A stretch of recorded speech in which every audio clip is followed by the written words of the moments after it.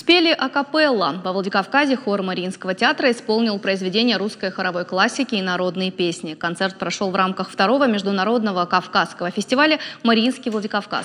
У коллектива огромный репертуар – оперный, кантаториальный и акапельный.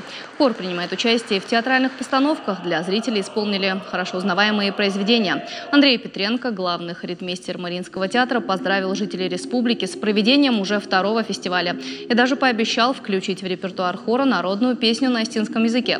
Напомним, что Андрей Петренко не раз давал мастер-класс в стенах Владикавказского колледжа искусств. Именно по приглашению Ларисы Гергиевой он в формате живого и очень интересного диалога давал наставления будущим хоритмейстерам.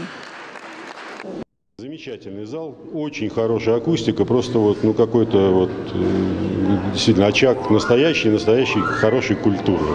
Поэтому без всяких скидок вообще на что бы то ни было. Поэтому я только рад за вас, что вы обрели и фестиваль, и зал. Самое главное. Такой зал — это не каждый город может в России похвастаться.